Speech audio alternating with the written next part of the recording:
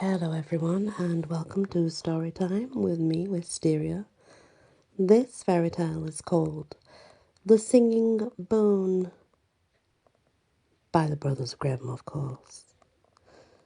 In a certain country there was once a great lamentation over a wild boar that laid waste the farmers' fields, killed the cattle and ripped up people's bodies with its tusks. The king promised a large reward to anyone who would free the land from this plague. But the beast was so big and so strong that no one dared to go near the forest in which it lived. At last, the king gave notice that whosoever should capture or kill the wild boar should have his only daughter for his wife. Now there lived in the country two brothers, two sons, I guess, of a poor man, and I do guess because they looked poor, who declared themselves willing to undertake the hazardous enterprise. The elder was crafty and shrewd, out of pride the younger, who was innocent and simple, from a kind heart.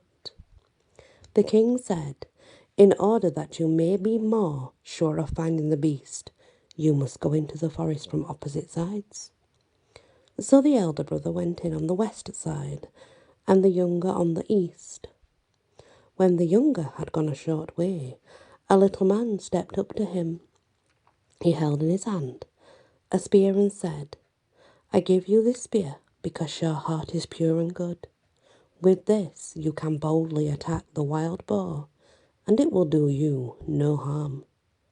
The younger brother thanked the little man, shouldering the spear, and took it, and he went on fearlessly. Before long he saw the beast, which rushed at him, but he held the spear towards it, and in its blind fury it ran so swiftly against it that its heart was split in two. Then he took the monster on his back and went homewards with it to the king. As he came out at the other side of the wood, there stood at the entrance a house where people making merry with wine and dancing. His elder brother had gone in here, and thinking that after all the boar would not run away from him, was going to drink until he felt brave. But when he saw his young brother coming out of the wood, laden with his booty, his envious evil heart gave him no peace. He called out to him, "Come in, dear brother, rest and refresh yourself with a cup of wine." The youth, who suspected no evil, went in and told him about the good little man who had given him the spear wherewith he had slain the boar. The elder brother kept him there until it was quite evening. Then together they went away, and when in the darkness they came to a bridge over a brook, the elder brother let the other go first. When the younger brother was halfway across, the elder brother gave him such a blow from behind that the younger fell down dead. The elder brother buried him beneath the bridge, took the bow and carried it to the king, pretending that he had killed it, whereupon he obtained the king's daughter in marriage.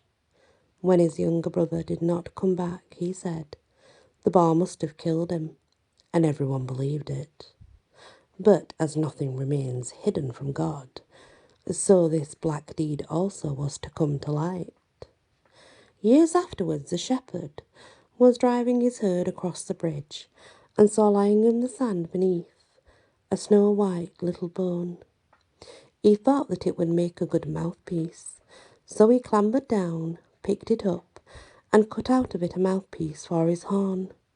But when he blew through it the first time, to his great astonishment, the bone began, of its own accord, to sing. "Ah, my friend, thou blowest upon my bone. Long have I lain beside the water, My brother slew me for the boar, and took for his wife the king's daughter. What a wonderful horn, said the shepherd. It sings by itself. I must take it to my lord, the king. And when he came with it to the king, the horn again began to sing its little song. The king understood it all, and caused the ground below the bridge to be dug up, and then the whole skeleton of the murdered man came to light. The wicked brother could not deny the deed, and was sewn up in a sack and drowned. But the bones of the murdered man were laid to rest in a beautiful tomb in the churchyard. The end. And that's the wonderful story of the Singing Bone by Brothers Grimm. Thank you for listening. Please hit that like. It's absolutely free and it does help. Share if you can, I would truly appreciate it. And consider subscribing. Many blessings.